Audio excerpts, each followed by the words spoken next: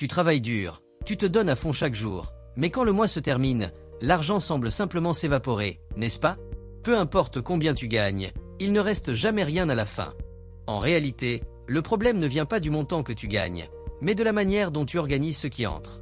Et aujourd'hui, je vais te montrer la méthode des 4 chiffres, une formule simple et pratique qui peut te sortir de la pression financière et t'aider à commencer à bâtir ton patrimoine sans avoir à travailler davantage. Dans cette vidéo, je vais appliquer cette méthode étape par étape à un exemple concret, un salaire de 3 000 €. Tu verras comment il est possible d'augmenter ton solde de fin de mois jusqu'à 30%, simplement en réorganisant ce que tu gagnes déjà. Reste avec moi jusqu'à la fin, car une fois que tu auras compris ces 4 chiffres, tu ne verras plus jamais ton argent de la même façon. Je sais ce que c'est que d'avoir l'impression d'être toujours un pas en arrière. Il y a eu une période où je faisais tout comme il faut. Je travaillais, je payais mes factures, j'essayais d'économiser, mais à la fin du mois, mon compte semblait toujours vide. Je croyais que la solution était de gagner plus, de faire des heures supplémentaires, de trouver un deuxième emploi. Mais tu sais ce qui s'est passé? Je gagnais plus, et j'étais toujours à court. C'est à ce moment-là que j'ai compris que le problème ne venait pas de ce que je gagnais, mais de la façon dont j'utilisais ce que je gagnais.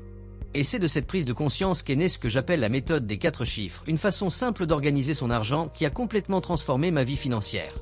Cette méthode repose sur 4 piliers qui représentent tout ce dont tu as besoin pour avoir du contrôle et de vraies économies à la fin du mois. Ce sont 4 chiffres qui, lorsque tu les comprends et les appliques, font que ton argent commence à travailler pour toi. Ces chiffres sont essentiels, qualité de vie, investissement et réserve et opportunité. Imagine ces 4 chiffres comme les piliers d'une maison. Si l'un d'eux est faible ou déséquilibré, tout ce que tu construis dessus s'écroule.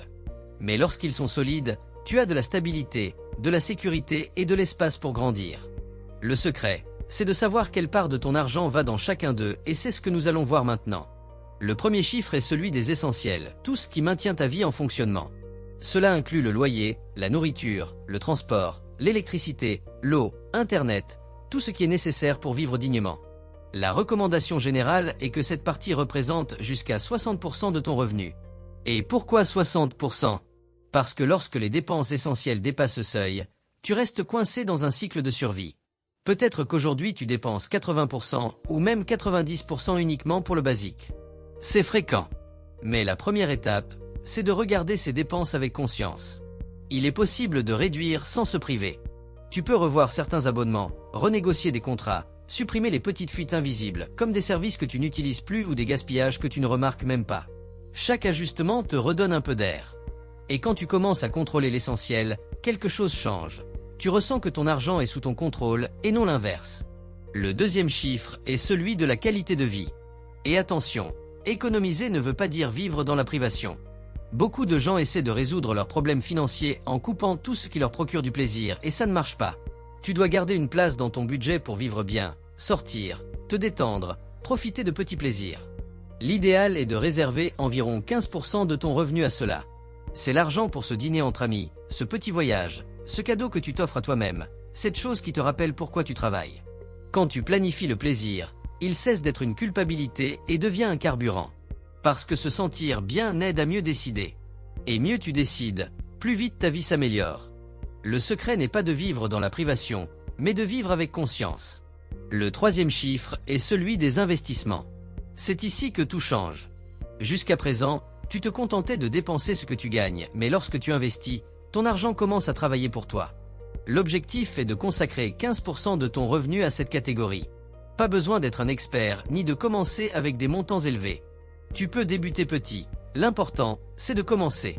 Ça peut être des obligations d'État, des CDB, des fonds d'investissement ou même des programmes automatiques proposés par les banques. Pense à ceci, chaque euro investi est une graine. Cela semble petit au début, mais avec le temps, c'est ce qui te donne la liberté. Investir change ta façon de penser. Tu cesses de courir après l'argent et tu le fais courir pour toi. Le quatrième chiffre est celui de la réserve et des opportunités. C'est celui qui te protège et te propulse. Il est recommandé d'y consacrer 10% de ton revenu. La moitié peut aller dans une réserve d'urgence, cet argent qui te sauve quand un imprévu survient. Maladie, perte d'emploi, réparation, etc. L'autre moitié est ton moteur de croissance. Argent pour une formation, une opportunité, un projet personnel. Avoir une réserve, c'est avoir la paix. Ceux qui ont une réserve dorment mieux, prennent des décisions sereinement et ne paniquent pas face aux imprévus. La réserve, ce n'est pas ce qui reste, c'est ce qui te permet d'avoir du reste. Maintenant que tu as compris les 4 chiffres, appliquons-les concrètement. Imaginons quelqu'un avec un salaire de 3 000 € et 60%, 1 800 € pour les essentiels, loyer, nourriture, transport, facture. 15%, 450 € pour la qualité de vie, loisirs, petits achats, expériences. 15%, 450 € pour les investissements, placements simples et sûrs.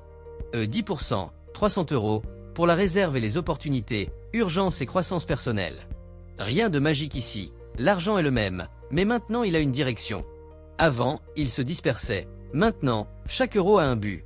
Et c'est là que réside la transformation. Quand tu organises ton argent, tu gagnes en clarté. Et la clarté apporte le contrôle. Avec le temps, ce contrôle devient liberté. Les premiers mois, tu ajusteras encore, mais peu à peu, tu verras des excédents apparaître. Petit au début, plus grand ensuite. Et sans t'en rendre compte, tu commenceras à bâtir un patrimoine, sans travailler plus, simplement avec une méthode. Et le plus important, cette méthode est adaptable. Si aujourd'hui tu gagnes 2 000 €, tu peux appliquer les mêmes proportions. Si demain tu gagnes 10 000 €, elle fonctionne encore.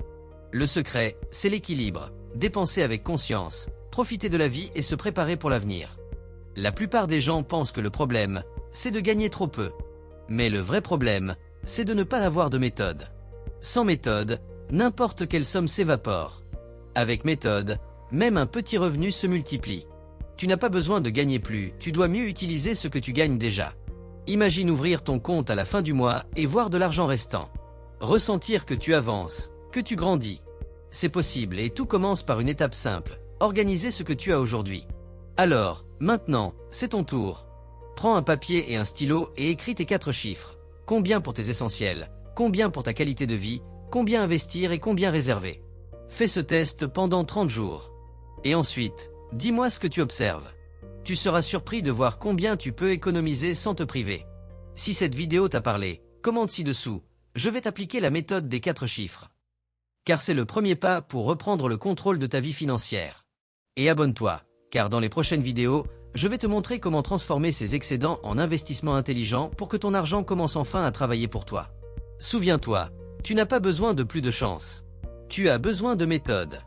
Et c'est le premier pas pour sortir de la pression financière et commencer, pour de vrai, à construire ton patrimoine. Parte superior do formulario. Parte inferior do formulario.